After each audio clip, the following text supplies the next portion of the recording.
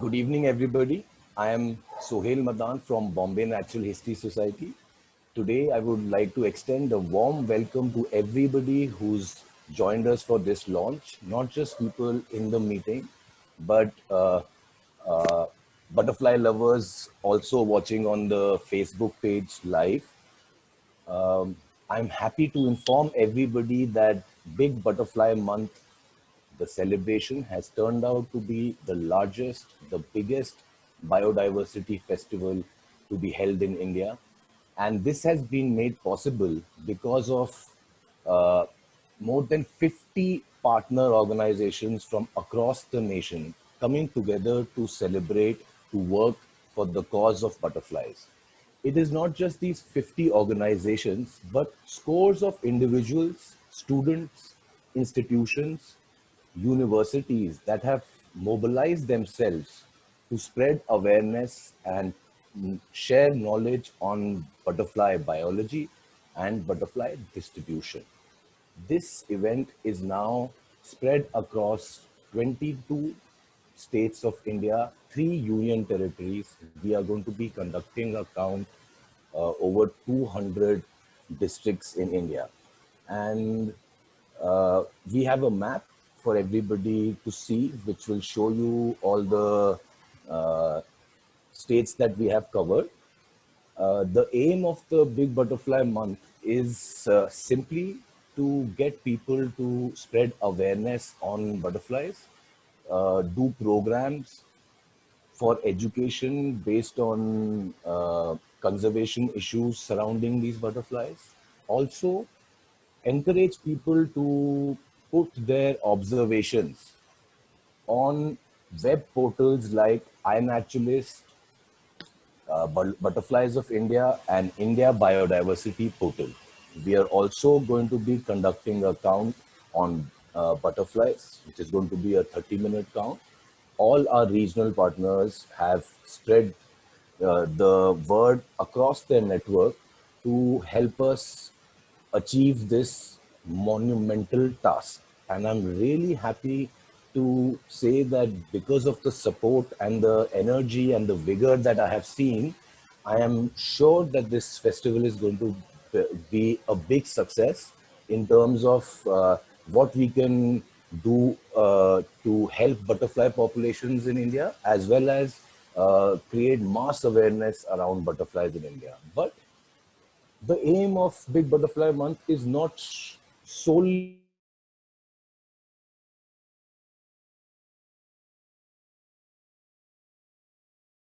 a way to help people de-stress their lives. We are living in a very stressed world. Counting butterflies is a way to connect with nature. And I think it is our responsibility and our duty to reach out to every citizen of India and share with them the secret of uh, the, the secret joys of watching butterfly. So all of them can enjoy this activity as well as be part of this festival. So with this out of the way, let me brief everybody about the flow of the events today.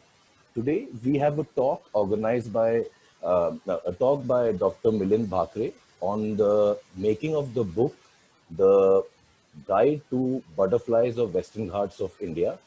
And before that, I would like to bring on Isaac Kehimkar sir, the butterfly man of India.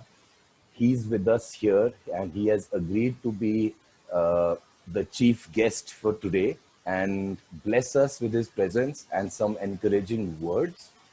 Uh, Isaac sir does not need any introduction. We are just happy that on such a great day, such a momentous occasion, we are celebrating Teachers' Day also, and we couldn't have been happier to have. Uh, there couldn't have been a better person to call in the everybody's teacher in this field of butterflies, Isaac sir. Could you please share with us your feelings on this occasion and please give us some words of encouragement so we can take this forward strength to strength, sir.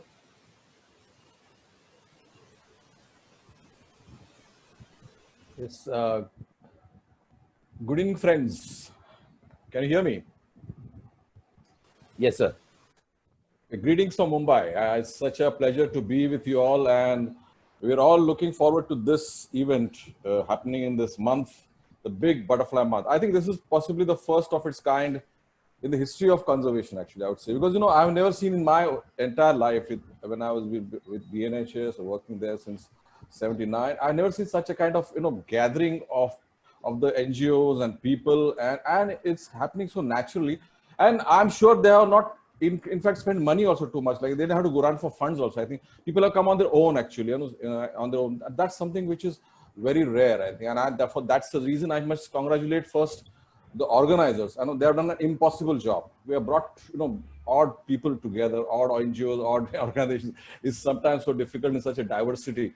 But yes, you have made it possible. And I must thank you for bringing, because that is the need of the hour. Actually, we have to get together, and we need to, because we see everybody has got the same cause. In fact, we have to be united in this, at least this front. We might have our own differences and we keep on fighting, but then when it comes to this front, we have to be united, because this is our battle and we have to face together. And butterfly to ek bahana hai. When I am telling people that this titli is just a bahana, it's just a reason to come together, because the battle is bigger. But I'm so glad that we are in a different era now, because I've been to, when we started this butterfly movement, I remember when I was started writing book on butterflies, there was getting to know people, contacting people, referencing. It's so difficult, but now, my God, it's so easy. With this social media and people, we're one world, actually. We can talk to people from Pakistan, Bangladesh, Nepal, Singapore, Hong Kong, you name it, and we are so close. It's one world. And who has brought us together? Butterflies. That's wonder. I have so many friends now. I never had in my life. Everybody of you, I can bet on that. And we have come together for what? For love butterfly, nothing else. And whenever we discuss with our neighbors from Pakistan or from Bangladesh, we never discuss politics. I'm sure everybody does that. It's an unwritten rule. We talk only of butterflies. It's so nice. That's what is very the need of the hour, and need for the world peace also. So that is what, and we have got such a diverse group. I think India is possibly leading, actually, the number of participants, with the kind of Facebook groups we have, and the enthusiasm, and this kind of the upload people, the participation, right from school kids to yes, school kids also, school kids, college, everybody from every age is uploading, uploading some other photographs, or joining some groups. Is so much awareness. Butterfly gardening is taking up so much of interest. People are going into the gardening. People are coming in that field. So that is what bringing people together. So I think so much of happening is that, and I'm sure that India is leading in this. Possibly no other country will have. Possibly, if you take a census, I'm sure we are number one. I can see that right from the kind of Facebook groups we have. We have got Facebook groups in every state almost. So that, and each has got a good number of following. So I can imagine, and we have, it's not that we are some country in some frozen world, but we are actually such a beautiful country. We have, we have everything. We have deserts, we have, forest, we have got, the kind of Himalayas, we have the forest, and we have the tropical forest, the deserts, the shrub forest, you name it, we have it. Lions, tigers, elephants, that kind of diversity we have. And we have got 1,300 plus butterflies. And we have some of the rarest butterflies like Kaiserahin, Bhutan glory, gorgons, you name it, we have it. So I'm telling you, I don't go to foreign countries now, because India is so beautiful. I was telling that day that, one lifetime is not enough to see India. It's so vivid. And this is the best place now. And boys, we have been, we have been photographing, and we have been enjoying, and it's lovely hobby. And yes, it is a good hobby. And I always tell people that, parents especially, that you encourage your children into this hobby. My father gave me camera when I was in 8th standard. And since then I didn't leave my camera. I still hold that camera, photographing things, especially now by butterflies. So that is a good hobby. But now we have to move beyond that, because I know the younger generation wants to do something more. And, it's not just butterflying, watching, butterfly identifying, but we have to now preserve the forests, the habitats, because if that is lost, everything will be lost. And that is what we need. And this is not for birds and butterflies, it's for our future. Butterflies to ek bahana hai. It's just a mere reason, butterflies.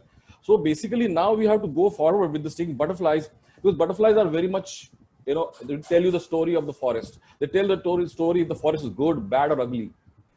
They are the indicator species. We have the flagship species. Their absence or presence will tell you. You don't have to watch for tiger or elephants. You just butterflies will tell you if the forest is good or bad. Even your garden, they'll tell you that your garden is good or bad. The butterflies, some butterflies, they will not come to your garden because they don't like your habitat is too bad for them. So now we can actually have to do something to preserve, going beyond photography. You can take up careers. There's a lot of career options here actually in India. Fortunately, we have such a diversity. Now, first is, of course, we have got hotspots like Northeast, and then we have the Western Ghats, and we have Andamans. These are all hotspots. The kind of butterflies we have nowhere in the world. We have this kind of butterfly diversity we have. Maybe South America has its own diversity, but the kind of diversity we have is possibly few countries enjoy that kind of biodiversity. So it also attracts a lot of tourism, and we have got big potential for the ecotourism. And ecotourism, you can start without any big capital. You have your own knowledge. You can identify butterflies. You know the habitats. You know the spots. That's it. That is your actually capital. You can start a business with that and run and make a career out of it. Ecotourism, because a lot of people are interested. They go, some people are already taking a lot of, like Thailand, they go to Indonesia, they go different places, they go to Papua New Guinea, they go to South America. But India has got a lot more. We have never marketed that way. So India has got kind of butterflies which possibly not many countries have. So that is good, and that is going to benefit the forest dwellers also. We have to have this kind of ecotourism and this kind of projects which benefit the forest dwellers, because we have to make the forest dwellers as partners. Because the forest dwellers have to benefit first. Because if they benefit, they'll protect forest. If they don't benefit, we can't alienate them, because they are the one who are the stakeholders. You have to take them on our side, make them partners, and we have excellent potential. Go to Northeast, my God. I go every year. It's like a mecca for 900 butterflies species almost, and it drives you crazy. Of course, south in Sahyadri also we have the Western Ghats. That's an amazing place. You have some endemics you don't see anywhere in the world. So that kind of offer, and we have lions, tigers. That a tiger country. Nobody here has a tiger like we have. Nobody in the world can see tiger at 10 feet in open gypsy Maruti. I can bet on it. Everybody's eaten their tigers. We have our tigers. We have protected it. So we have this forest, and this is our wealth. And this is a wealth that we have to protect, and we have to give it to our children. So they should not blame us that you didn't look after our place. This is their wealth and their property. Another thing is that, research, of course. There are so many institutions now which are offering research, and climate scientists, biologists are looking into butterflies. Butterflies are very good indicators of climate and weather conditions. They're very, very fussy. I call them fussy. Butterflies are very fussy. Why? Because they're very particular. They want the proper climate, proper weather, proper temperature. Otherwise, they just leave that place. They go, they migrate. So that makes them more fussy. And that's what the scientists want to know. Why they left, why they come back, where they are going. So that is kind of thing that can actually work on projects. And already I'm happy that we have a lot of youngsters now who have the best crops. And it's not the city dwellers. I see a lot of people from the remote areas coming up with good education, interest in butterflies. They're working in butterflies. They're doing the postgraduate studies in butterflies. I'm so happy it's happening. And yes, you can take your career. And I'm telling you, I followed by heart. I gave up my job in a multinational. I followed by heart. Of course, I had to pay a price, but I'm happy. I know what I am today. It made me. Friends, you also follow your heart. So young friends, I'm advising you, follow your heart. Because that finally, what is important is happiness in life. If you're happy, you'll do a lot of things. You'll achieve a lot of things. And this is what the message I want to give. And this is the time for enjoying butterflies. Today also, I was so happy that I saw blue mormon passing from my window. I stay in Navi Mumbai. And such a pleasant sight. Watching butterflies also is a beautiful, beautiful experience. But yes, we have to be more serious about it. And we can look out for more and you can do projects like, enriching habitats, working on the endangered species of butterflies. We have so many endangered species, right from South India up to the north, up to the eastern northeast. So we have so much of potential to do research, and we can collaborate with foreign institutions. We can get grants for that. Why not? A lot of options are open for you youngsters, and there are a lot of institutions that are ready to give you money also. So there are a lot of options, and now look beyond just photography and just having likes on the Facebook. You have to go beyond that and make your career, follow your heart. Thank you, friends, and enjoy butterflying. Thank you. Thank you so much. Thank you, Isaac sir, for such insightful words, and thank you for encouraging all of us. And as you rightly said, you have shown us all a pathway of how to make careers in butterflies and how you can follow your heart and still go far ahead, follow your passion and still be happy. You don't have to compromise.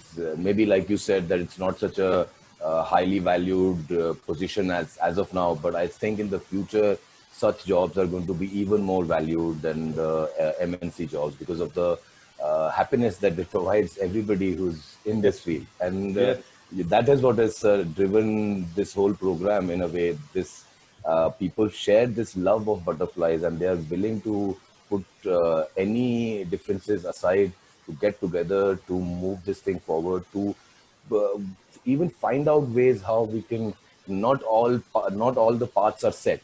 So it's very important that we involve everybody, have a big tent, get ideas from everybody and motivate and get motivated by each other. So sir, thank you for those words.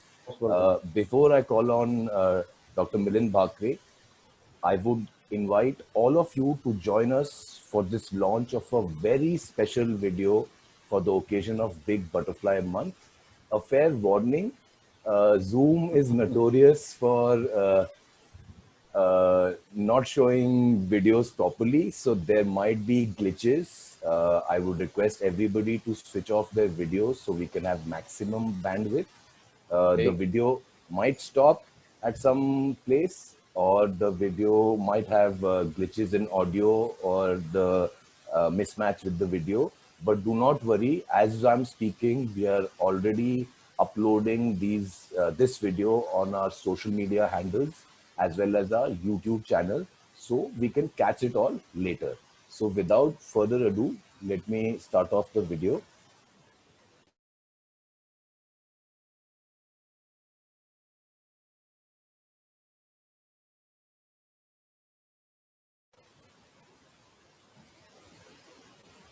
The audio is not playing.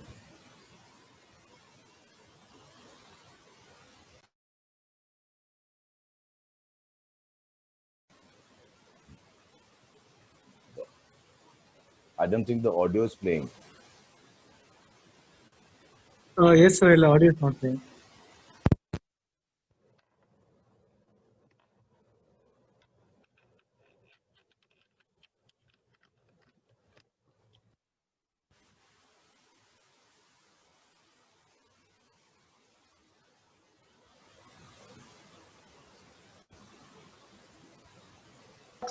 To gather data on this very special incident.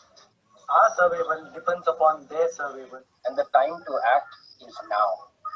পাপড়ওয়ালা খস করা তুই তো চাকরা আমি পখিলা ভাল পাওঁ আৰু আপুনি અમને પતંગિયા ગમે છે શું તમને ગમે છે સેજી તિતલિયા કને ઈર્ષા કે તો ઈર્ષ્યા મુનો કોપર મિલંદુ સુરદવા हमें तितलियां पसंद है और आपको आम्हाला फुलपाखरे आवडतात तुम्हाला आवडतात का ਅਸੀਂ ਤਿਤਲੀਆਂ ਨੂੰ ਪਿਆਰ ਕਰਦੇ ਹਾਂ ਕੀ ਤੁਸੀਂ ਵੀ ਕਰਦੇ ਹੋ আমরা প্রজাপতি খুব ভালোবাসি আর তোমরা मैं तो तितली प्यारी से ತಮ್ಮೆ ನಮಗೆ ಚಿಟ್ಟೆಗಳು ಅಂದ್ರೆ ಪ್ರೀತಿ ನಿಮಗೆ ಇಂಗ್ಲಿಷ್ ಚಿಟ್ಟೆಲ್ ಪದ ಇಷ್ಟ ಮುಟ್ಲಿಕ್ಕೆ ಇಷ್ಟನಾ We love butterflies. Do you? हमका फुलपाखरे खूप आवडतात तुमका ഞങ്ങൾ ചിത്രശലഭങ്ങളെ ഇഷ്ടപ്പെടും നിങ്ങളോ മാക്ക് ചീത്ത കോക്ക ചിനുകാന്ത താഷ്ട മേക്ക് ये पट्टा ना हमें तितलियों से मोहब्बत है क्या आपको भी है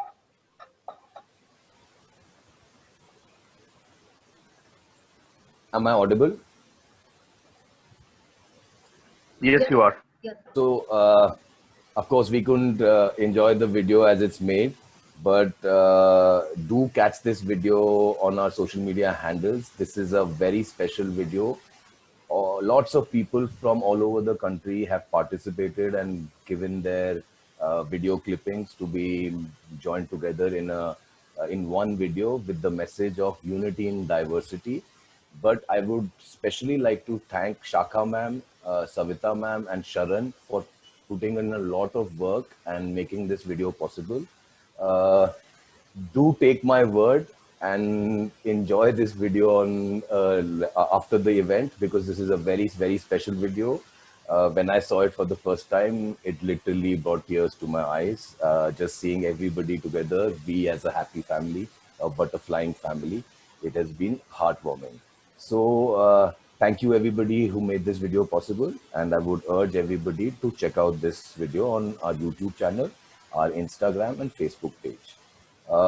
With that, let me just spell out a few guidelines for the talk that is coming up. I would request everybody to please mute their mics and switch off their videos so we could have a smooth talk without any glitches. Bandwidth can be utilized properly. Secondly, if you have any questions during the talk, please do leave them on the chat box in the Zoom meeting, or if you're watching on Facebook, do write them in the comments. We will be taking up your questions as and when the talk is over. With that, I would like to invite Dr. Milind Bhakare, one of the authors of the Guide to Butterflies of Western Ghats of India. The book speaks for itself. If you don't have the book, I would urge you to please go buy the book right now. It is an encyclopedia of butterfly books, and I, in my life, haven't seen a better, well-made book. Such detailing, such a comprehensive tome on butterflies is not just hard to make. I cannot even imagine the level of work that would have gone into making such a book. So I'm really happy that Dr. Milind Bhakare is with us, and he can share his experience. Do tell us how he went about doing it, what kind of challenges he faced, what kind of fun he had, and what is the future when it pertains to this book. So, Milind sir, can you please share your screen also? Can you hear me? Yes, sir. Yeah. Thank you for your kind words, Sohail. And at the outset, I thank the organizers of the Big Butterfly Month for giving me this opportunity to say a few words on the All India level about my book. I'll start sharing the screen with the, we have a slide presentation.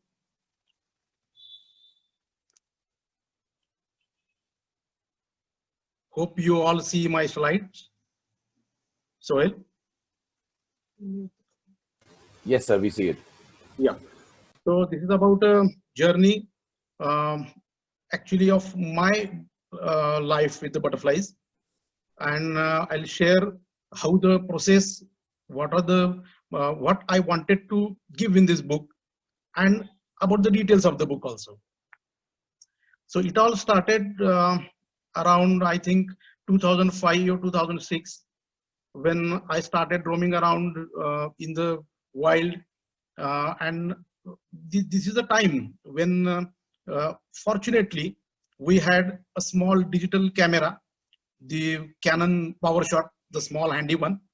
And at the same time, around 2006, in my place in Satara, a small town in Maharashtra, that we have a slow but available internet connection. Both the things happened at around 2006, 2007. And that was the occasion which actually landed me into insect photography, love of nature, and later on the butterflies. So what happened initially when this internet was there was a wonderful nature group, the India Nature Watch. And I used to visit that very frequently. I started taking photographs of all the insects around. And this, when I started posting those images of, say, beetles, bugs, butterflies, moths, mantids, all variety, whatever I see, I used to click. And then people used to appreciate the images, as well as quite a few IDs were also provided. So that really helped me, my interest growing in the insect world. And then say in around 2008 end, we had a wonderful first butterfly meet of all India level butterfly meet in Goa, organized by my friend Parag. And there I met the like-minded people, those who are interested in butterfly photography alone, not any other insects. So that kick started the love for the butterflies.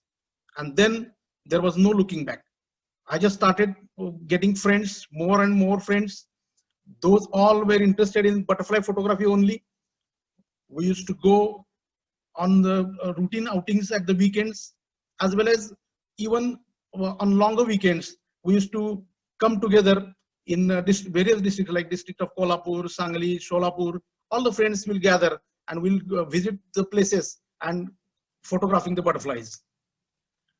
Then this group grew really stronger, 9, 10, then 15 around. And we started visiting places which are distant. And as the group grew, naturally our love to butterflies also grew a lot. And we started photographing many butterfly species around. And later on, we just went on photographing these butterflies in a group. And Milind sir, yeah. Milind sir, somebody has scribbled on the screen. Can you please remove the scribble and stop annotation? Because on the screen somebody has scribbled, annotated. So you need to, remove annotation. How to remove that? Oh yeah, okay. Let me just a bit. How to remove it? I think just yeah, it's okay. Yeah, I think it is gone now. Ah. And just stop annotation from anybody else. Just stop it from anybody else. There's some button that says that you cannot, and nobody else can now do it. You got to hit that button because I can still do it. Okay. Chandan sir, in the settings you can disable the annotations if you find that option. Okay, just wait. Has it gone? It's okay. Is it okay? Yes. Sir, it's gone. You can continue, Please wait a sir. minute. Figure out something. Yeah, it's gone. It's gone. Yeah, Okay. it's gone. No problem. Go ahead. I think it will go. So this is our strong group, and we were just started going into butterfly expeditions all over India now. I remember visiting initially the Garo Hills in Meghalaya, which is a heaven for the butterflies. Hundreds of species were there, and we had around 7 to 8 days, and we just kept on photographing butterflies, and it was fun. All the day in the early morning, we started going on the field at 6 o'clock around, and then we used to come back around 1 o'clock. In Northeast, usually the sun sets a little early, so at around 12:30, usually the season the butterflies start resting, and we used to come back. So these, and then after that, after coming back, we had fun. What species you have got? What species? Few will get newer species. Few may not get those wonderful photographs. And we used to have a lot of fun in the evening after seeing those photographs. And also we always tried to ID the butterflies, the species which we had.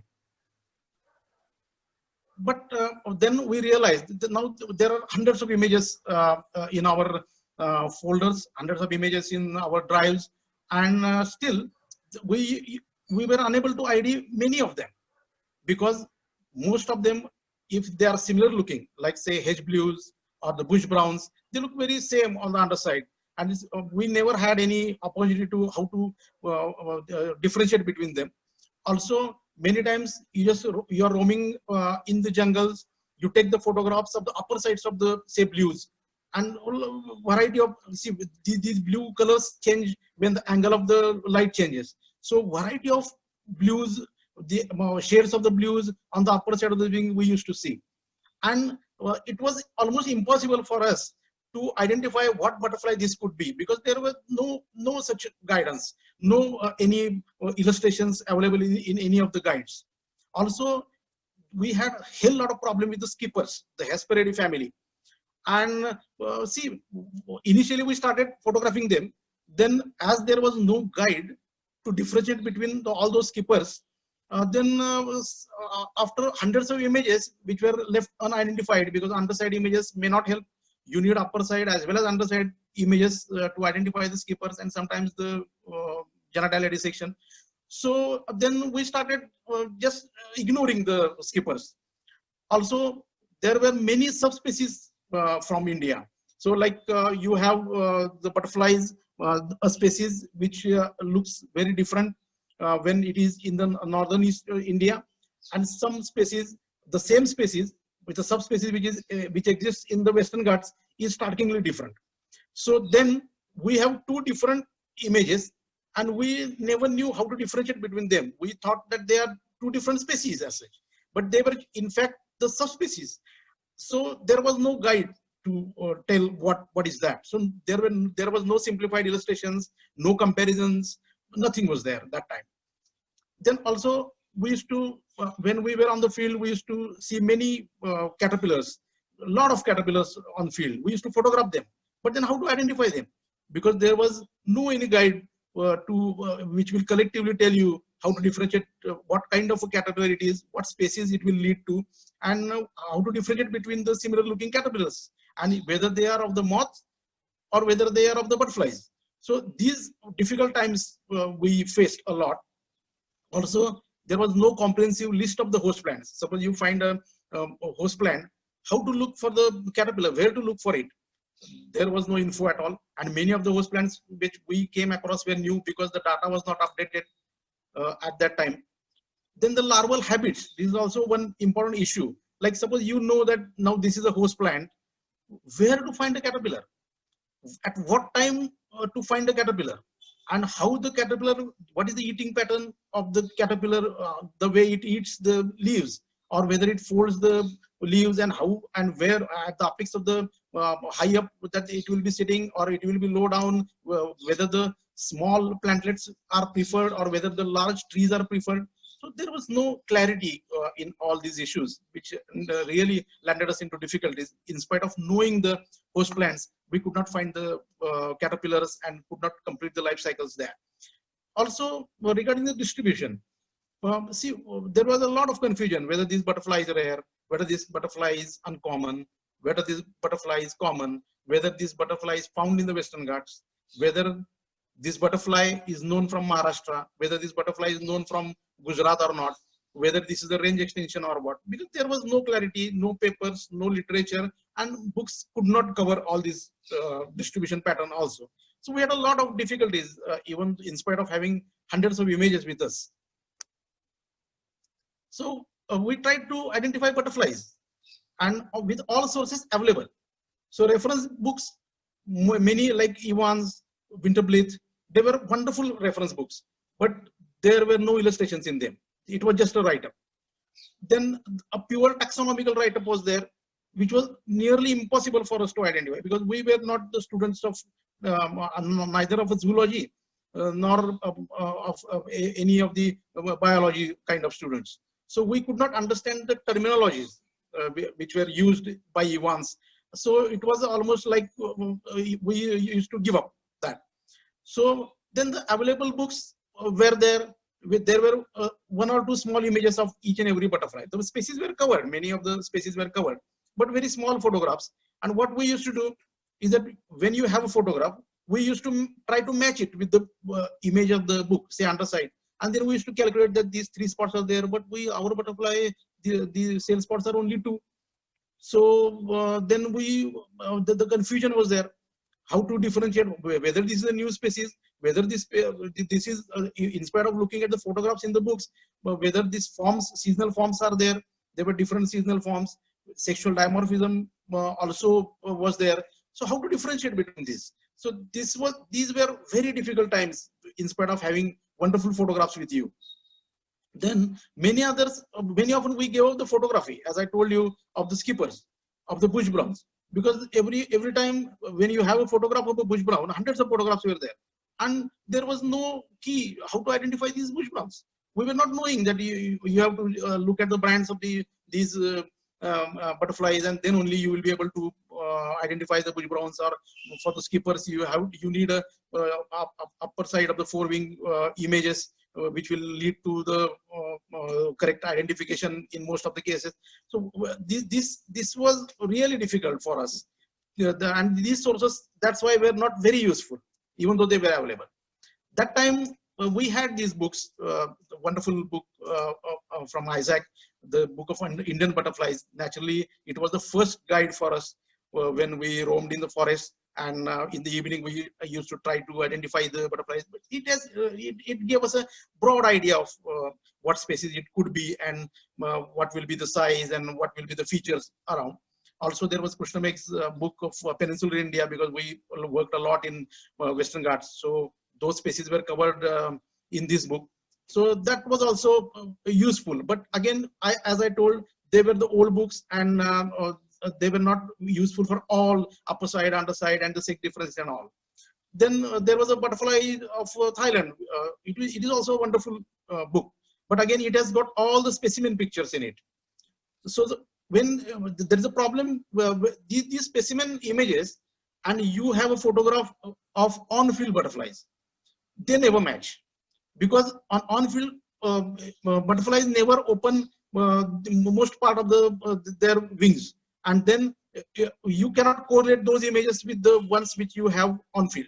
So it was a difficult time. We had a wonderful book of Butterflies of Singapore that really led us. Our initial design was based on this book. When you have a wonderful, large, big, beautiful photograph of that species one, and then there were 2 or 3 photographs on the sideline below. So that will give some 4 photographs of that species. Initially, we thought of that design, but later on we changed. Then when now these difficulties, these hurdles were there, and when we started thinking of a book, then we have to get rid of these hurdles. And then there came the game changers. The most important game changer, of course, was the Butterflies of India, the I Found Butterflies website. And I must tell that this is, I'm very proud to be a founder member of this website along with Kushnamek. And this, all through the making of the book, this was the standard which was there. And all this website changed our view of looking at the butterflies, looking at the species, subspecies, all these dimorphisms and polymorphisms available. And this really led us till the end to produce a wonderful book. Then there were old reference books, the Evans. I must say that Brigadier Evans, even though tens of years back, but he has produced a marvel. Whatever he has explained about the species exactly matches when you start understanding the taxonomy and when you start understanding the anatomy. That is the book which everyone should read, should go into, even though the language is difficult. But as you read more and more, you will get more and more info and exactly how to identify that species and subspecies of the butterfly. It is a wonderful book. The Winterfly book also was there, an old one that also helped. Then I must mention the book, the articles of BNH's articles of T.R. Bell. This T.R. Bell actually has described all the life stages of Western Ghat butterflies, almost all the butterflies in details. Like he has described the parts of the larvae, the egg, what is the texture and what is the arrangement of all, and how the butterfly lay the egg, the habits, the habitats, everything is explained about the life cycle of Western Ghat butterflies. And this was a mainstay of my book.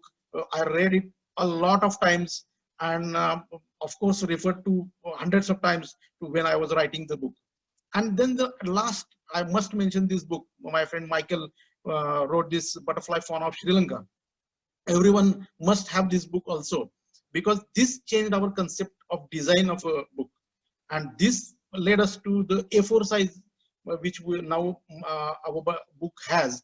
This A4 size naturally, because the space which it offered to describe a single species was phenomenal. I mean, that really, I'm very thankful to Michael for producing such a wonderful volume. Then what were the expectations, our expectations from the book, and other people's, because we had gone through all the hard time while going into the field and trying to identify the butterflies. So what we thought was that it should be less expensive. Of course, we Indians always think of the price. So it must be affordable to the enthusiasts. See, we are not the professional butterfliers and all. We are all enthusiasts, and we cannot afford very high price of the book because we have our all other expenses to look after. Also, it should be handy. What we initially thought was that the book you must be able to carry it in a backpack, and you must go on field taking it, so that whenever you see the butterfly, whenever you see the larva, you can just easily compare. So that was what we expected initially. Then the book must have good size butterfly images. See, larger the image, more the features really you can count on. You can really look into those features and you understand it better. So butterfly images must be good size. Then the ID keys must be mentioned, and they must be in simple words. Like, see, taxonomical language is easy to write, but because you can write in a very short, few words are enough. But most of us, I include myself in it, most of us do not understand the exact meaning what that taxonomical words mean. Also, there has to be keys with illustrations. See, you have to put the arrows, you have to put the circles and mark what you want your reader to lead to. So that is also important. Also is important is the comparison. So you must be able to compare the similar looking species. So there has to be the comparisons in the books. Okay, one important aspect of my book I always mention is that the similar looking species are often we arranged it on the right and left side of so that whenever you open the book, on the left side and right side there will be similar looking species. So by opening only you will be easily able to differentiate between very similar looking species in that book. Then the variations of the book must have all the seasonal forms. We know that there are dry season forms, there are wet season forms. Also, there are confusing intermediate seasonal forms. So they all we come across, and many of the seasonal forms really look different from each other and confuse us. So then the sexual dimorphism. We must know that this male and the female actually are very much different, like what we see in the Danide egg fly, where the male is black with white spots, and the female is absolutely orange color with black markings. So then anyone who is new will think that these are two different species which I have photographed. But so they must be illustrated on the same page. Then you will come to know that yes, this is male and this is female. Then the polymorphism. There are many forms. Sometimes you see like sexual polymorphism, which you see in common Mormons. That the female, 3 types of forms of the female you will observe. So if they are on one page, then it will be very easy for a layman to understand that yes, these are the same species, but they are looking different. They are different forms. Then behavior also. See, most of the books they don't have a space to write about the behavior of the butterfly. So this behavior is also important, like where it is likely to be found, whether it will be found in a dry land, whether it will be found along the streams, whether it will be found in jungles. So all these and how it flies, whether it glides, whether it flies very briskly, fast. So all these behavior things are also important. We try to mention as many possible depending upon our own observations, as well as we discuss with the friends who told us about that behavior, as well as we refer to the books for the behavior writer.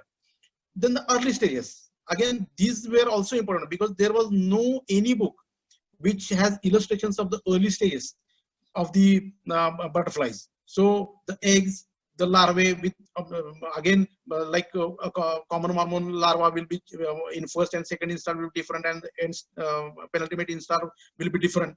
So these were not mentioned. So you again may feel that these larvae are of different species, but they are actually practically the same, but the instars are different. So those were again in early stages where to look for the eggs, where the eggs are laid, like whether they are laid on the bark, whether they are laid on the stone, whether they are laid on the fine branches. You must know.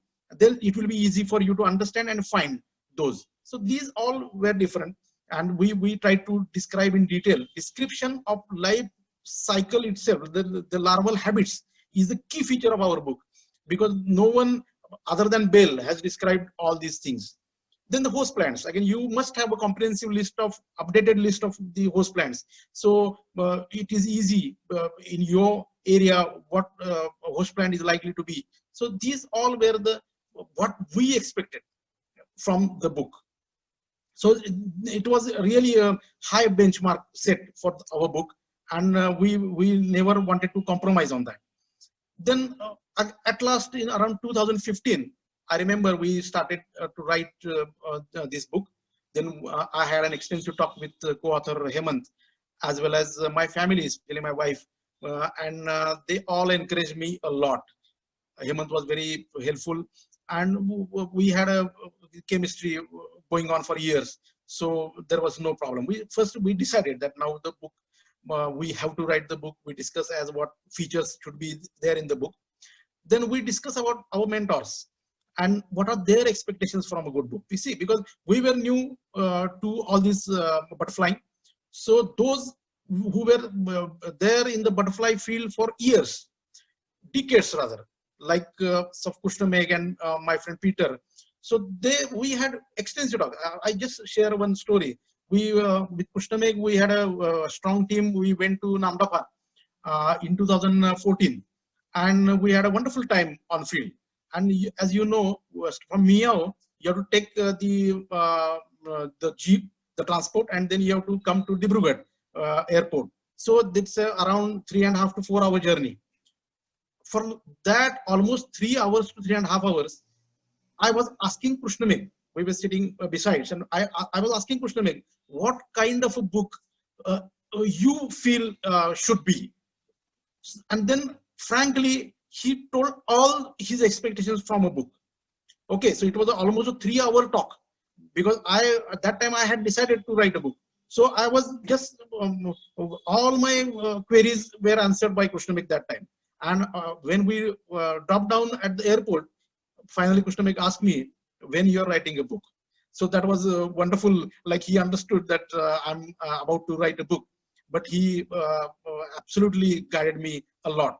And then all through these 3 years of writing a book, almost weekly I had conversations with Peter. Peter is also a wonderful, knowledgeable friend, and he absolutely helped me a lot in writing the book, because my concepts were not that good, especially about the taxonomy, about the anatomy and all. And so many things I was in constant touch with Peter, and he really helped me out of many queries.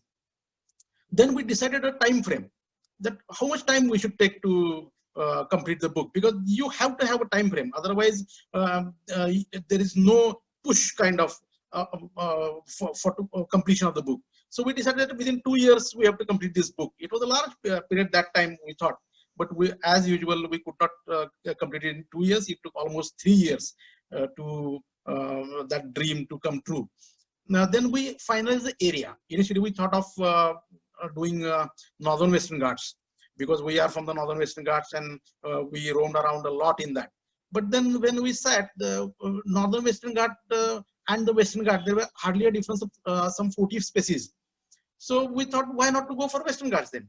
Because then that will be a wonderful area which is covered. Western Ghat in itself is a biodiversity hotspot.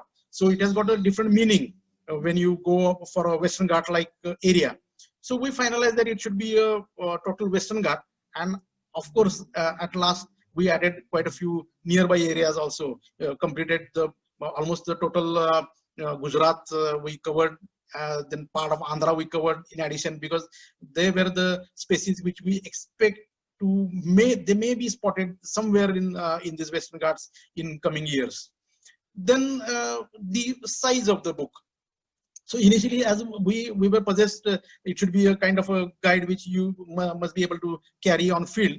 But then as we started thinking about the details, what we want to put in, then we just left that idea, because it was not possible. When it was decided that it was a A4 size book, naturally you just cannot carry it on the field, but still we tried to minimize the size, we tried to minimize the pages, and then a small page size was initially decided, just like I told that the Butterflies of Singapore was our target, but then it was not enough to have 3 or 4 photographs, at the most 5 photographs, and you cannot include the life cycle images in that. So we dropped that idea, and obviously the Michael's book of Sri Lanka naturally came handy, and we went finally to a larger A4 size to include most of the info we wanted to present.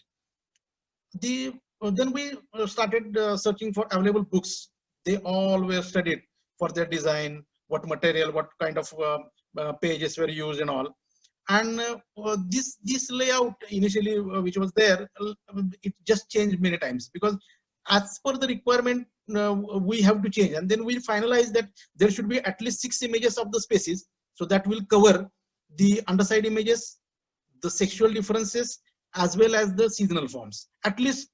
And then on the lower part of it, we start almost 1/4 of the page was included, was reserved for the life cycle images. So that took care. The A4 size only could have taken care of all these images which we wanted to present. So A4 size per species. This is for the maximum information and illustrations. And then we started writing family wise. So initially, obviously, we went for smaller families like Piridae and Papilionidae. And then as we started gripping, we just went on finishing all the families. Now here, there was a big problem. Like now the write-up must be correct, because after publishing, you cannot change anything. It's not an ebook, which you can edit and again repost. It's not so. So it has to be correct. The maximum possible precautions you have to take. Then you have to need to study the basics from anatomy to taxonomy, because it was not necessary when we were photographing and we were saying this book has got lesser images, this book image, what kind of images, these small images are there. But then we realize now it is our responsibility, and then you have to be accurate. So we started studying basics of anatomy, taxonomy. Of course, that helped a lot. It took time, but then that made us more perfect. Okay, and we realized that how hard it is to write the book, and then later on we stopped criticizing others about what they have written and what they have produced. Then we got all the references possible for every species possible, because so what happens, the taxonomy keep on changing, the information keep on changing. So initially this is a subspecies which turn into a species, or sometimes the species again come back to a subspecies level. You have to be updated till the last day, and we tried our best to get all the references possible. Of course, the Google and internet and our website iPhone Butterflies helped us a lot in keeping updated, and our discussions with the mentors, that also helped us a lot. Then we read all the books which are available. Just like I mentioned, all these Bell and Evans and all this we read, but also we purchased many books which were available, just like Butterflies of Africa and all those which we purchased, and we looked into what they have to say. Many informations which these knowledgeable people have written came very handy for us to complete our knowledge. So again and again, you have to read all those books available. And every time, I remember Evans is a book. Every time you read, you get new info.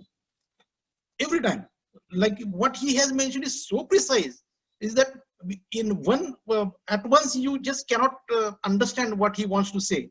And the more you see the images, you keep the images in the front, you read his description of the species, and you understand what he wants to say and how he has described and differentiated the species.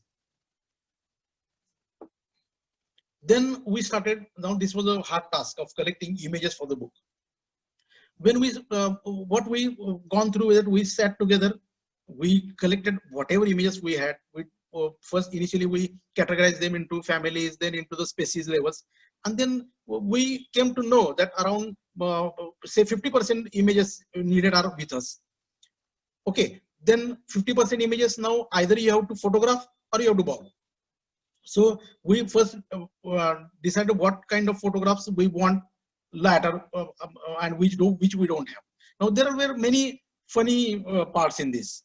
Like when we started collecting photographs of the common grass yellow. Now, as you know, common grass yellow is a butterfly which is everywhere, and we have hundreds of images of common grass yellow. But then we found that they were not up to mark as to produce because there were variations which you have to say, like on the underside in the sail. Sometimes there may not be a sail spot. Sometimes there may be one sail spot. Sometimes there may be two sail spots. So these variations were there, and we never thought of it. When we started putting it in the folders as per the requirements and description of the species, then we understand the two spot in the sails image is not there with us. And then we started hunting for those images. We wrote down every day that, okay, grass yellow with two sail spots, then you have to go on the field and find that image. So this is how we had all those 2.5 years utilized in photographing them. And few, of course, we could not get because they were very highly endemic in the down south beyond the Palakkad Gap. So we have to borrow. So again, we have a list of them, those. And then what we did, we again made the list what we want to borrow. Then we started who has those images, like on the iPhone butterflies, on the Facebook, wherever the forums were there, and then even on the Flickr. And then we started sending the requests. The requests were sent by emails, the requests were sent by WhatsApp, the requests were sent by personal phone calls also. Then we understood that there are certain species like say grass yellows or the emigrants, they never open their wings. Okay. So then when the differentiating features are of the open wings, like when they are differentiated on there are some features which you are describing that on the open wing you have these space sail spots and you have these spots here and you have these markings, then you have to produce the image. So we needed the specimen images also, and hence we have to visit of course I must thank Krishnan Meg and NCBS for liberally allowing us to they opened their collection, and we just went and I myself and Hemant, and we went there and photographed the required images twice. I remember thrice we went there, and we photographed the specimen images. So that was also a key feature, because we don't want to keep the lacunae there. We wanted to complete the information, the illustrations, as well as the info. Then there was extensive daily net surfing also, because you have to find who else found a new good photograph, better photograph of that species, whether it is open wing or closed wing, and then we used to send the requests. Okay. Then also we paid personal visits. I here must mention my friend Balakrishna Velapil and Dr. Saji, VKC. All we went personally went to Kerala. Went to their home. We had wonderful food we had there, a lot of discussions, and they opened their Pandora, and all the images we got from them, many life cycles which they have done, many images which were endemic to the Kerala and that area. They just helped us a lot in that. Then now came to this write-up, when parallelly we have to think of about the publishing it and the printing of the book. Printing was a very important issue. Initially, we asked for the quotations. We asked a few people from Mumbai, Hyderabad press, which was known to everyone. And then we realized that the budget was really shooting high, one. Secondly, if you decide about the budget, and if you add the pages, the budget is going to slack, it will go still higher, as well as it was very difficult to every time travel to Hyderabad or Mumbai and say put the images in whatever design which we had made. So finally, we decided that it should be done locally, and my place Satara was probably a great place for that. I was native from Satara, and when my friend Vishal Deshpande, he has a printing press in Satara, and he's a nature lover. He looks after the spiders and all. He do a lot of photography, he roams around on field. So he was the best person suited. He understood what I want to produce, and he said that we will do it on a no profit, no loss basis. I'm very thankful to him for giving that opportunity. And he has a designer in his press itself. So we were friends for years. So it was very homely affair for me to go to his place every time. And that also became very cost effective. As you know now that such a massive volume of a book, and you're getting it to such a low price, it was all possible because of such an arrangement from the friends. So there were frequent visits were possible, frequent talks were possible, alterations in the this design was possible, just because it was in a native place. Then later on, when we finalized that now this should be the place where we are going to design it, and then this design keep on changing many times. Every image we fitted, say the day one we fitted, and then next month we realized that, oh, this image of the upper side, the better image is from Kerala. So again we used to request for that. Again the image was borrowed, and that image was taken out, and the better image was fitted. So every time we preferred the best image possible. That is the key. That is the very important aspect of this book. And so many times we have to replace those images, and we placed it in a better way. Sometimes we have to arrange the page design for that single page also. We could adjust because the designer was with us in the press itself. So anytime we could try, we could try the permutations and combinations, and then I could daily visit there.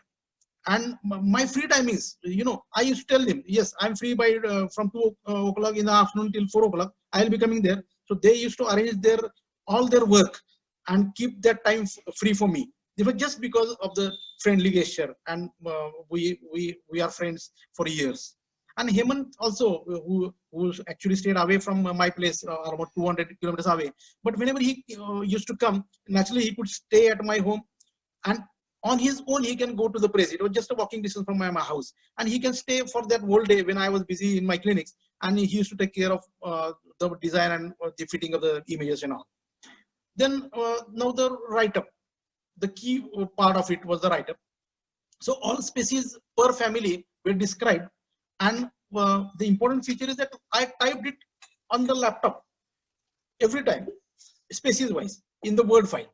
Okay, so then I could check it, recheck it, as well as edit it anytime I want to.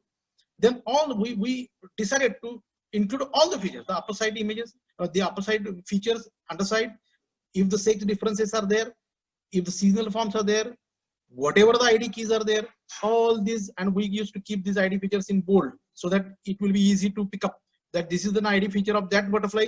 So you just look into it. And what we did is that the last picture, the sixth picture of that species on that page will be a ID feature. So we put the arrows, we put the circles around the key feature. So it was very easy to understand. Then we wrote the habits, habitat, the details of that. And as I told you, we discussed with many friends for the habits and the habitat. They helped us a lot. Early stages also, we described the behavior of the larva. This was very crucial. No one has ever described other than Bell.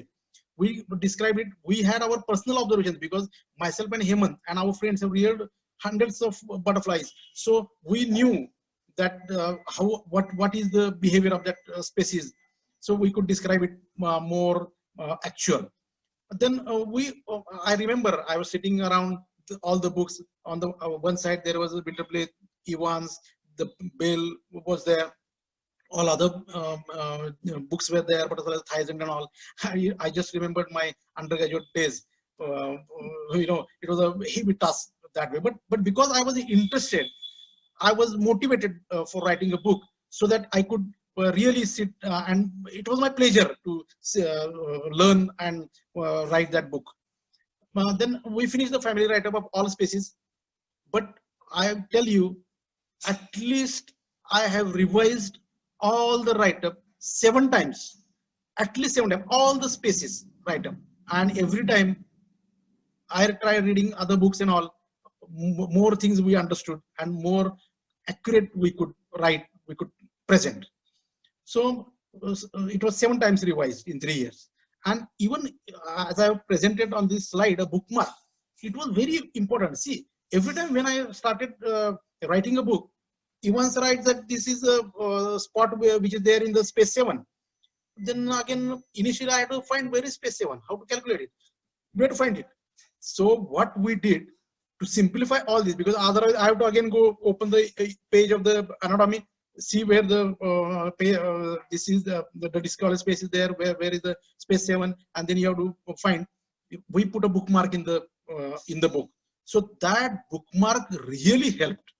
You know, that bookmark is easy. Every page you can put it, and then you can see what I want to, what is written and what is to be compared, which is this space, which is this area which is intended, and again the ID keys are pointed by the arrows or the circles, so it is very easy for everyone to understand. So altogether, it was an amazing writing experience for me. I learned a lot of details in anatomy, taxonomy, which otherwise I wouldn't have. I was just a freelance photographer. I was enjoying my photography. But when I started writing book, I felt very responsible. And then I learned a lot about all this. And now my phobia about all these Evans and taxonomy writings have gone. And so also when you read my book, I hope that that phobia will go. I'm surprised by the exact key features, as I mentioned, Evans. And the more time you read that Evans, more key features you get. It was a thrilling experience of reading the early stage descriptions by T.R. Bell.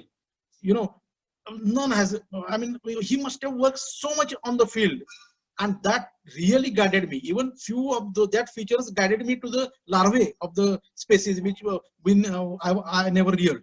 So it was such an accurate description. So that helped a lot. And the habits of the butterflies described by Winter Bliss also I must mention.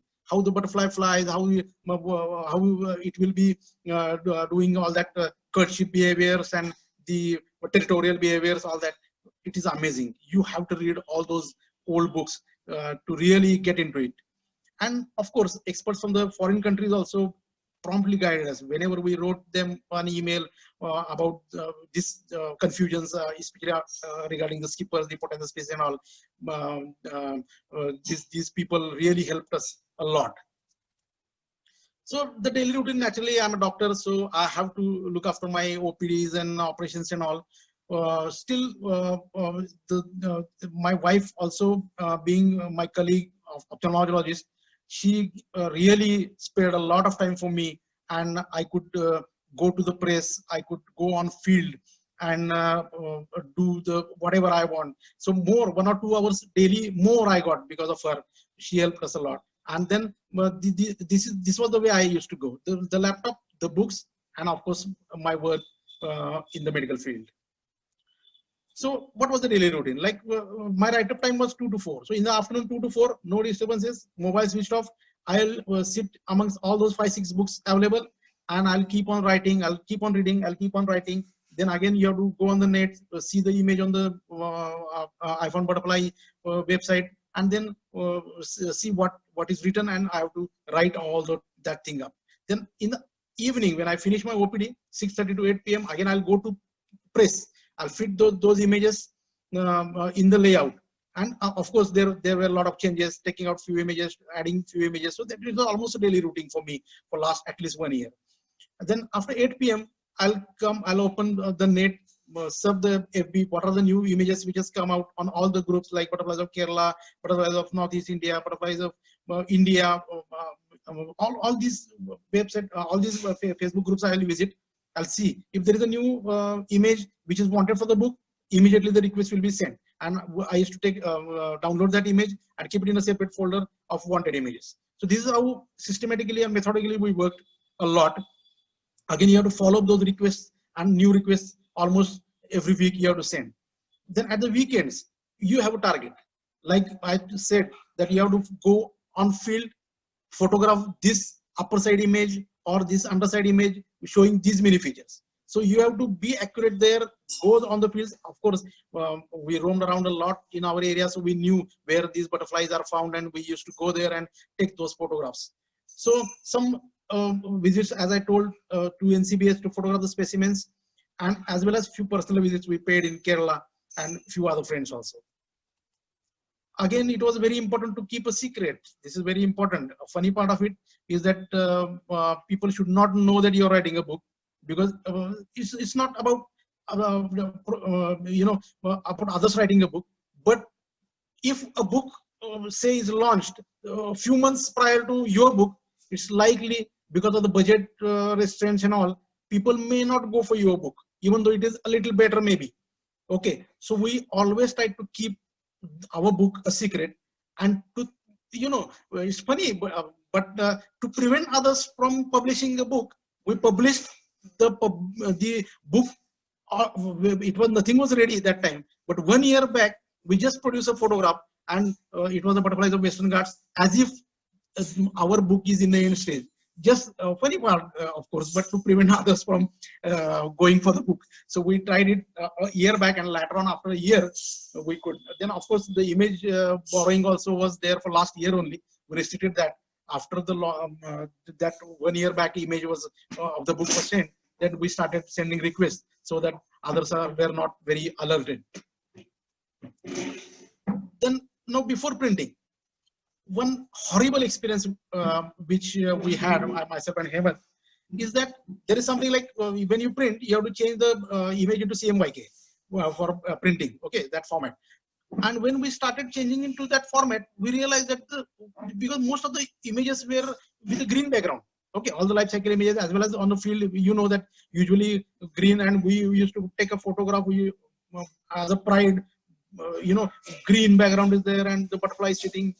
Such a wonderful image we have, and then that green played a lot of foul while editing.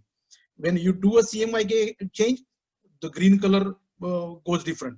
Also, if you reduce the illumination, some features of the butterfly go. If you reduce the saturation of that green, the color of the butterfly used to change. You know, suppose you have a red flash upper side which is flashing red, and we have a green background, and you reduce the saturation, naturally the red color saturation will also change to some feeble red. So that was really shocking for me. And then we consulted many, you know, experts who have produced the books and all. No one knew how to get rid of that. And then one fine day, I have a lot of friends, photographers in my town who do wedding photography.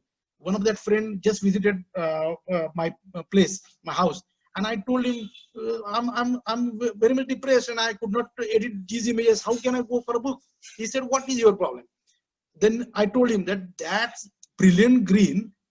It was very difficult to take care of while printing. And then one simple step in the Adobe Photoshop, he told me how to reduce the color of that green color to fit our printing, and then everything went smooth. And I remember myself edited around 7,000 plus images. I'm not counting the images which were taken back from the which were not when we got the better images. So around 7,000 to 8,000 images I remember personally editing. It was a wonderful experience. And why you have to edit it personally? See, I could have hired a person who will edit professional, but no one knows the color of the butterflies which you want to see on field. The exact on field color must be printed, otherwise all will be spoiled. Okay, so that's why I have myself have to edit the image. All the images were fitted in the layout personally by ourselves, going there in the press, and each and every image is fitted personally. So it was a lot of efforts for months, you know. And then actual printing. When we thought of printing, again, this is also the most important part, because if in the printout, the colors of the butterflies, which are, you know, are very vivid, blues, reds, greens, all these colors must come exactly the way they are in the nature. Otherwise, if the colors change slightly also, naturally, all the efforts which you have taken are taken away. Because write-up is important, but what people remember and what people look into will be the images, will be the illustrations. So most important thing is that exact color must be produced. So what we did for that, we did a pilot digital printer copy of the book initially. And every time we will go there, all the images will be printed, and then we see that whether that exact color is there. Then we have a pilot copy of that book with us. And then what, at the final, when we started to start a printing, see what happens, they have a huge press there. And at one go, we have to go for 2,200 copies. So 2,200 pages will be printed at one go, fast. So what we used to go there, it is a very fast printing machine. So all the day, from 6 o'clock in the morning, and we used to continue till 4 o'clock next day morning, 4 a.m. I myself and Hemant, either way we used to stay there. We stand by that printing machine, and what happens fast, some 20-30 pages come and then he'll stop the machine. So all those 20-30 pages, so you have to take the page with you. You get the copy, the pilot copy which you have, and each and every image you have to check for the color. Then you have to tell, no, this you have to increase the red, you have to reduce the blue, whatever they do their calculations on that printing machine or digital machines. And then they did that. And then again, you have to see the print confirm. So that way, each and every image printed was confirmed initially, and then we let go the printer. Okay, so that's how it was a very hard task. Almost for 1 week, 15 days, I remember. We took all those shifts and we actually looked into each and every image. Then the cover design also, that wonderful green color which you see, that also we have to change twice or thrice and discard all the 2,000 prints which we took because of the not very liking color of the green which we wanted to, the way we wanted to. So a lot of experiences we had. Mostly experience was very good. Most of the images, this is probably a unique book. When images requested are always for free. No money was given, no incentives were given for every image. So, but I tell you, all the friends which we requested, almost 99% of those friends immediately send those images or whenever they got time. And also, I'm very happy to tell, such a community we have, such friends we have, that they even send extra better images which they have of all the species they have. Okay, so that helped us a lot because they on their own send all those images, extra images also. I made a lot of new friends while working and as well as after printing. That was one part, you know, I'm very happy. It's a very good part of my life that I got so many friends because of this book. The friends helped us by designing, printing, logistics, you know, all these, it's a teamwork. You cannot do it on your own single-handedly. There were long discussions with experts, as I told you.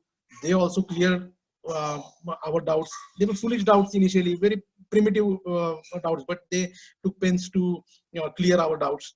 And very tough genus like Potanthus, Michaelasis, I had a very hard time while writing, and almost without their help, these experts' help, I couldn't have. And still, I'm very doubtful that whether I have really done justice to those species because they are really difficult till date.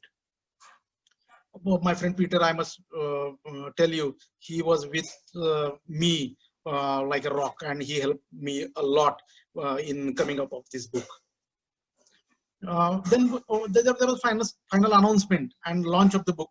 There was an overwhelming response. People never imagined that there will be a A4 size book with 500 plus pages and thousands of images, as well as they were pleasantly surprised. They told me later after seeing all the, looking into the book, the inclusion of the ID keys, the comparison plates, no one ever imagined that such a format will be presented. Many butterfly clubs ordered that in bulk. I'm very thankful to them. Our friends of like Bangalore Butterfly Club and the Samilan Shetty's Butterfly Park and all, they really helped us in group bookings of the book. And they launched on their own. They launched this at different places. I'm very thankful to them and pleasantly surprised also. It reached to more than 20 countries, and still the requests pouring in, and almost all states of India. They are now there, and I'm very happy that I could put, I could sell this book in an affordable rate. Of course, this was absolutely no profit, no loss, and that I mentioned to each and every the ones friends who have sent me the images. I told them rudely sometimes that this is a no profit, no loss thing. So I even could not, cannot give you a free copy also, and they really accepted. I'm very thankful to all those friends. This was a proud moment, a wonderful, memorable moment for me when the book launch was done in August 2018. And this is the Bangalore Butterfly Club. Many clubs joined us, and they really enjoyed this when they do a morning walk, the butterfly walks, and they could publish my book there itself. I'm very thankful to the friends like Ashok also.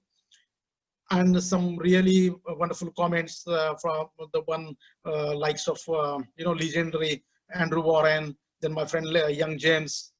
Many really appreciated this work, and they felt I'll just go through one comment that this new book on Butterflies of Western Ghats in India is one of the finest books on Lepidoptera I have ever seen. This is something really thrilling comment, which I feel it is. I'm thankful to Vijay for giving him that book. And of course, the CM of Maharashtra, Uddhavji Thackeray, also appreciated. He went through the books and we had a nice talk about that book. I'm very thankful he offered me some 10-15 minutes of his valuable time when I launched the book. Some disappointments, of course, expectedly were there. Very few people never responded to image requests, and few asked for the favors for the like copies, but we politely refused. And few friends of mine actually regretted not sending the images to the book. And when the launch of the book was there, they called me, sorry, Milind, I just did not go through the mails often, so I could not get your mail and I could not send you the image. I'm very sorry for that, but they missed the opportunity to be a part of the wonderful project.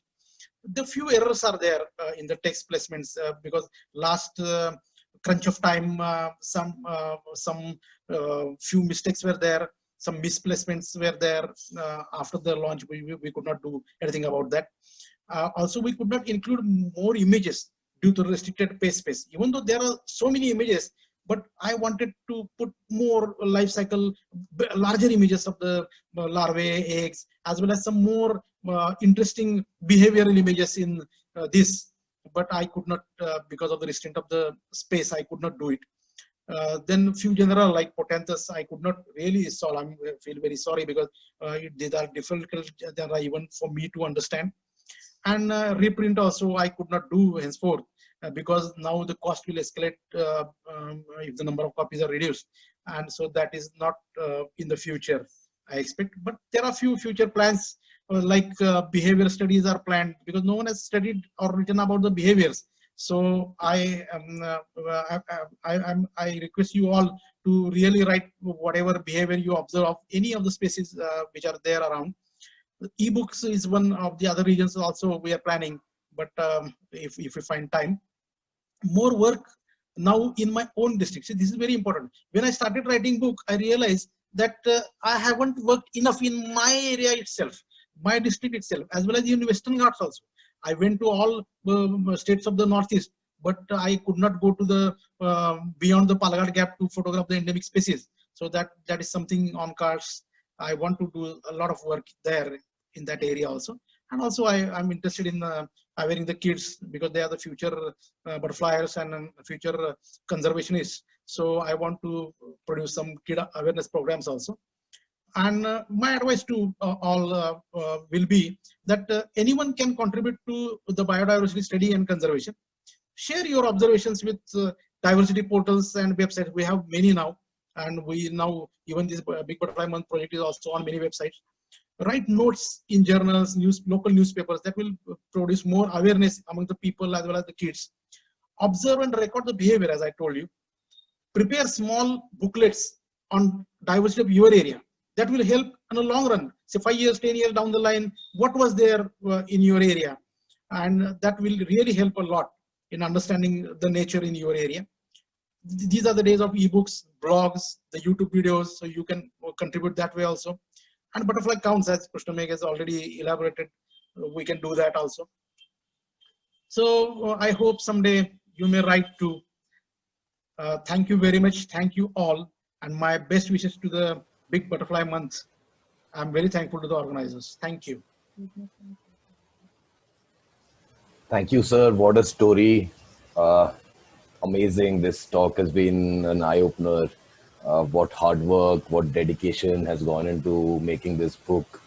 Uh, it, you already know how much people love this book, so I wouldn't, elaborate on that. But few things I really got out of your talk, which I think are important to us also as Big Butterfly Month, is that the power of network. We butterfly lovers are already working really hard, and you could leverage the power of this work to make your book even better.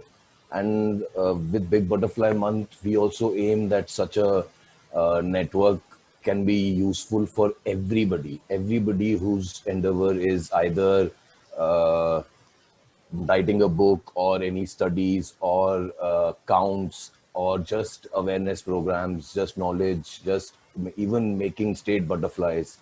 Topics like those related to butterflies, the network has a lot of knowledge, and the network could be useful for everybody for just this purpose. So I think it's amazing to hear the story.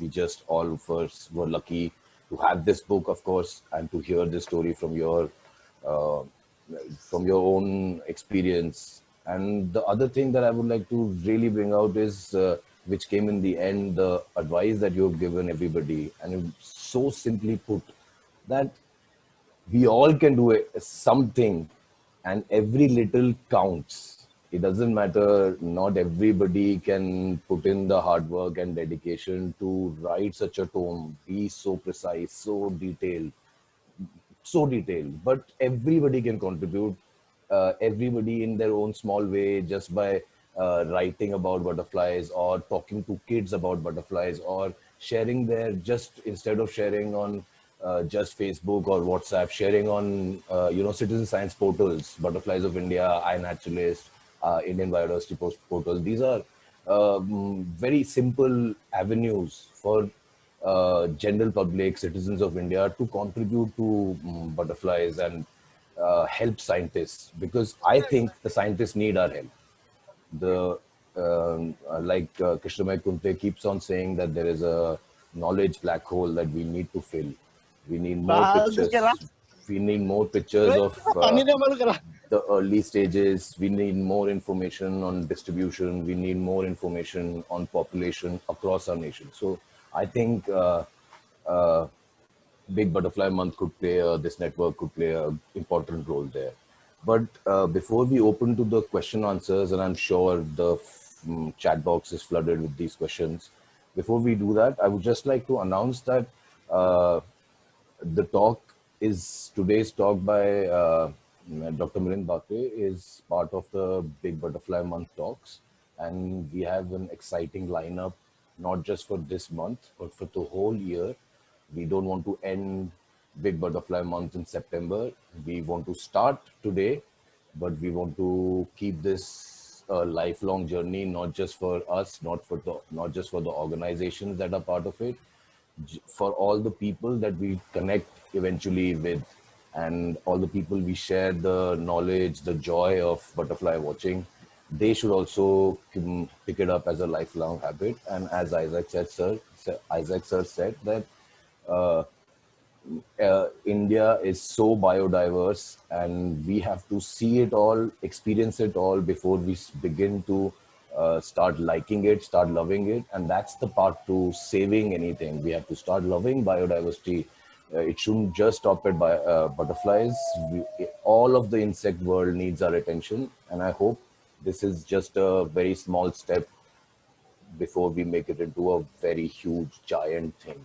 I think all of us here should congratulate each other, and it should make all of us feel proud that we could come together in all our capacities, leave whatever work we had, to join hands to celebrate our mutual love, the butterflies. So I am really happy, and I hope who all the organizations that have joined in, and all the people who think butterflies need their attention, they also feel proud of what we have been able to achieve today.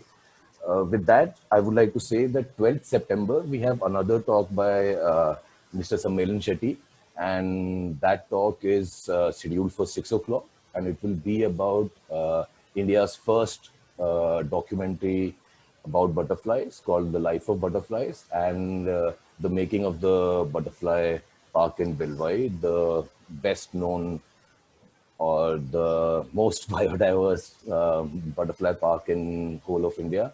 And I'm sure that talk will be as exciting as today's talk was. With that, let me open up for questions. Shantanu, if there are any questions at this moment, we can bring them up. There are a lot of congratulatory messages for Dr. Milind. Nagaraj Veeraswamy says, hats off, sir. So much work gone into making one beautiful book on butterflies. Great work. Happy to see our Bangalore Butterfly Club group photo with your book. We are happy to lay our hands on the wonderful book. Thanks a lot. A lot of people have enjoyed using the book, and a lot of people, this has been a changer, a threshold kind of a book. So they have, people are kind of incredulous that there will not be any future editions. They have got suggestions for future editions. But one specific question, Dr. Milind, if I may, there was a question on Facebook which asked that why this book does not have host plants against each butterfly species. Dr. Yes, actually, there is a list of host plants which is there on the back side. There is each and every species with its host plant is there. It's a table which is there at the end of the book. What happened if you write a list of a host plant on the same page where a butterfly species page is there, then it was taking away some space, very valuable space, where it would have compromised our size of the images, would have compromised, or rather would have included some less number of images. So what we decided that those who are interested in the host plants will naturally look into it at the back side of the book. Okay, so there is a complete list, the updated till 2018 list of the host plants is there, and at the back side of the book, it is there.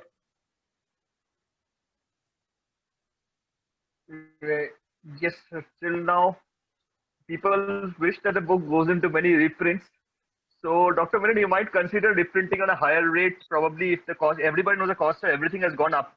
So, even I think this book is so good that even at a higher rate, I do not think people will have a problem buying this book, sir. Now that, We will surely consider. Only thing is that one important part is that I may have to sit again and look into what are the new additions in this. My wife sitting beside may not permit, but we'll try. I'll give it a try. Thank you. Okay. So Dr. Saab, there's a question here. It says that the book seems to be very difficult to obtain. Where can we buy it from? So if you could just elaborate, if people want to buy it, how can they? Actually, on my Facebook, the Butterfly book page is there on Facebook, where my mobile number is shared. You can contact me on the mobile number WhatsApp. Secondly, on my personal profile on Facebook, you can contact me directly, put a message on the messenger. So I will get back to you. It's see, there is a reason behind, because what I have observed is that people, especially the booksellers, are actually purchasing it in bulk, and then they are selling it as at the unimaginable price. So to control that thing to happen, because I have limited copies left, that I have kept it to myself, so that the price is controlled. Because as you are aware that now the some people are selling it to 5,000 rupees, 7,000 rupees also on internet. So that's not a good thing, because my intention was to keep the price controlled so that the enthusiast will obtain it. Okay, so few book copies are still available with me, and naturally if you contact me, it's very easy to contact me on FB Messenger, or even on that page which we have created for the Butterflies of Western Ghats book. That is the name of the page. So you can contact me and you can have that book. Also, if you want, you can email to Big Butterfly Month email ID, and we'll get in touch with Dr. Milind and send you the link through which you can purchase that book. Thank you for that.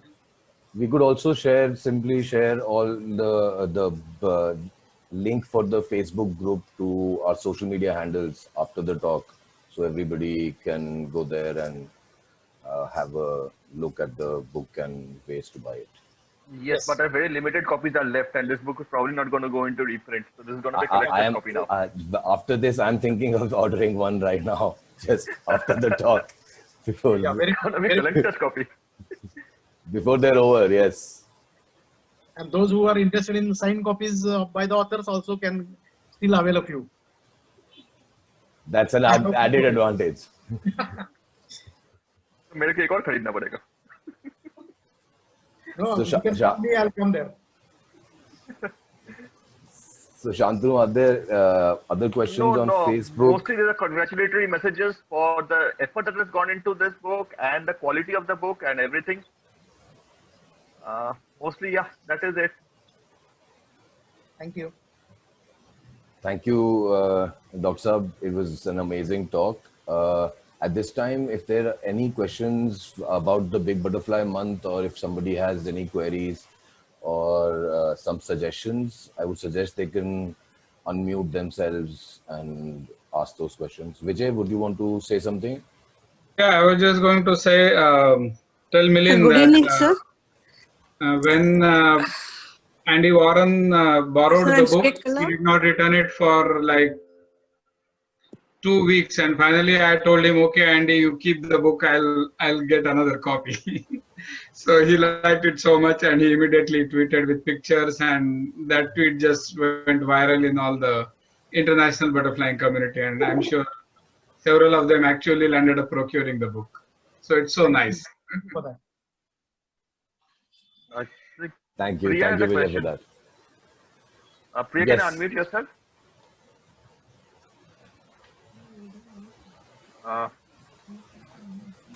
Her hand is raised. Priya Pada. Priya, go ahead. Can you unmute yourself, please? Yes. Thank you again, sir, for that wonderful book. It's like for more than 14 years, I was searching for a book that, gave something about the early stages, which I just didn't find, except for a few lines of description in some books. And I had no contact with anybody else who were also, butterfly lovers until I came to BBC, the Bangalore Butterfly Club, which was just a couple of years back. But your book has made it so easy to, identify, especially the larvas that I find all around the place. And it's really helped a lot.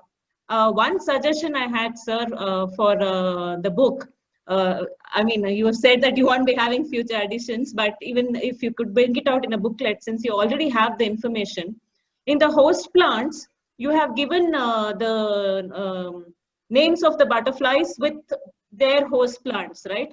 So now you already have them. So if you can create an index from them, where you have a host plant of whatever is in the book already.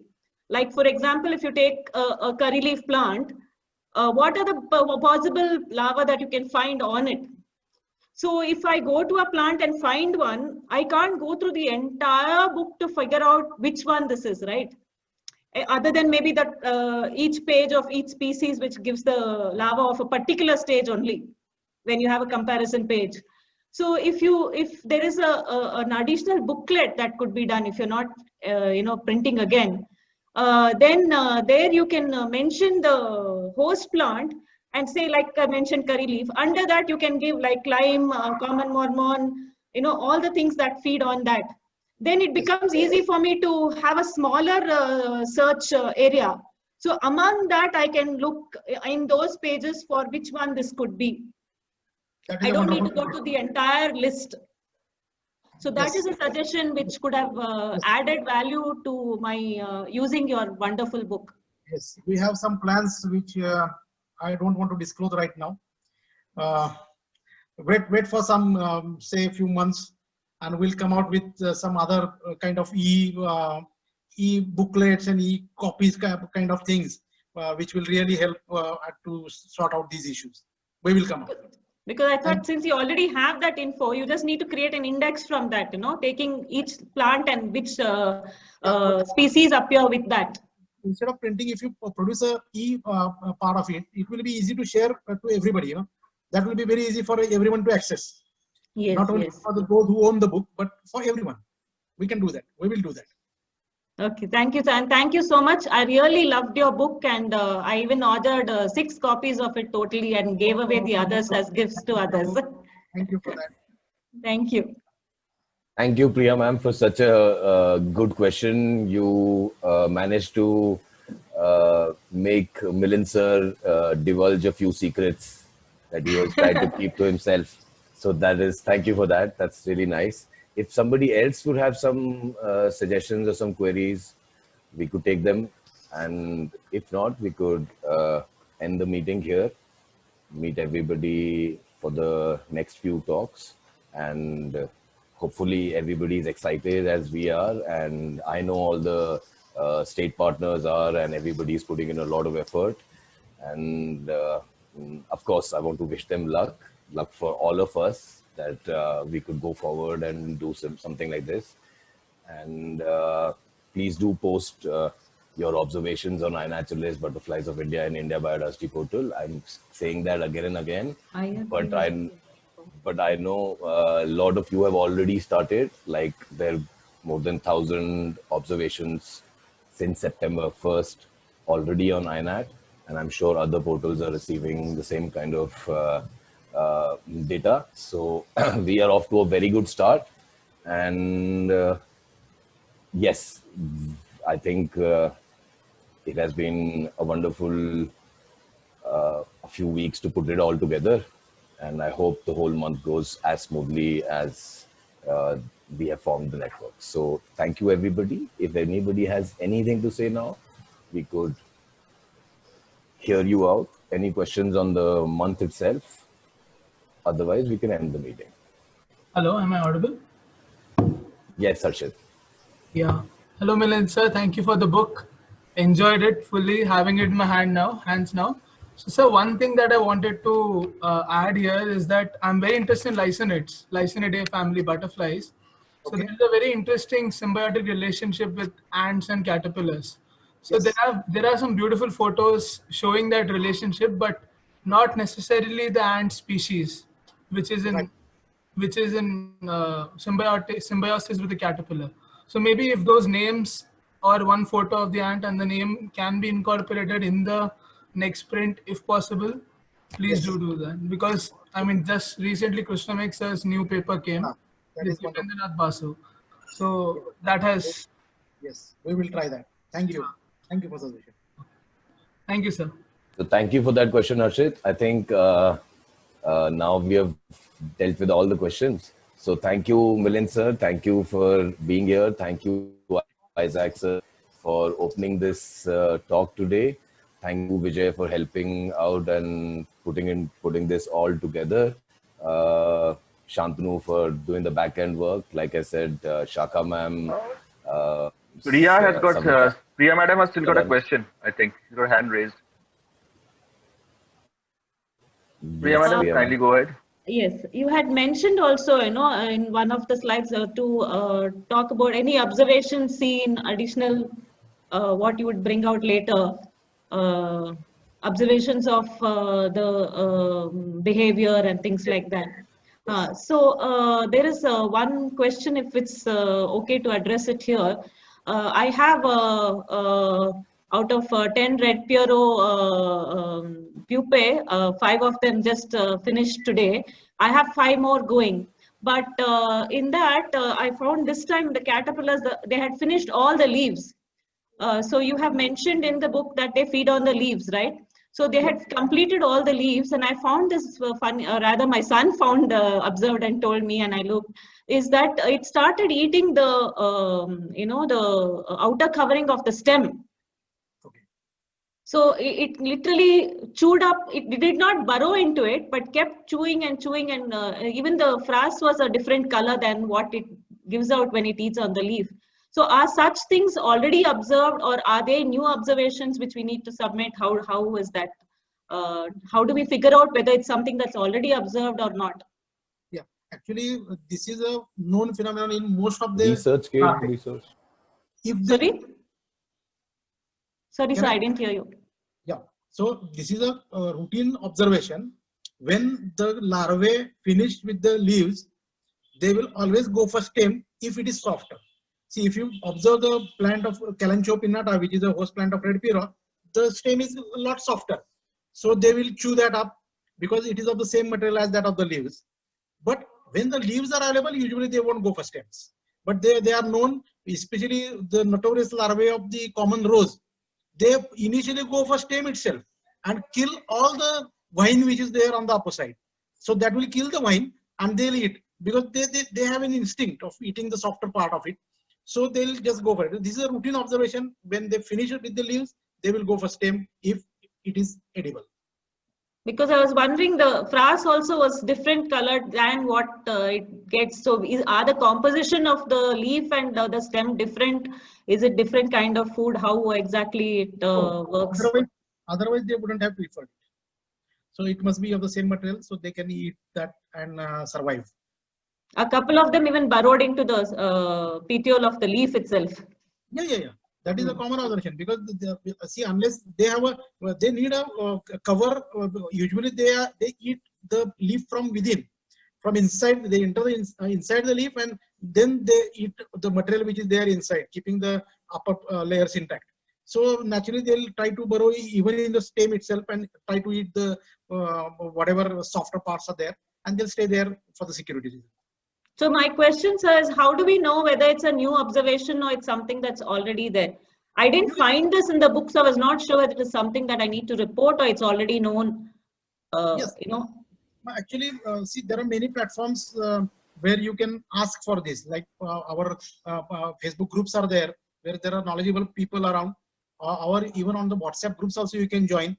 And you are from Bangalore, you have a wonderful Butterflies of Bangalore club. So you can yes, I'm part of BBC, sir. So you can just put a query on the WhatsApp group. Knowledgeable people like Ashok and Kushnamekar are already there. So no worries. They will certainly solve all your doubts, whatever you have. Yes. Thank you, sir. Thank you. Sir, Sharan has one last question. He's asking you, when are you coming to Tamil Nadu for Silver Royal? Silver Royal, sorry. Oh, that's long on my card. But he's not inviting me. He just so Sharan, that's you know your answer now. Thank you, Sharan. We'll certainly meet. I want to meet you in person. All right. So Sharan was the only person I was going to thank before the last question. So with that, I think we can end the meeting today.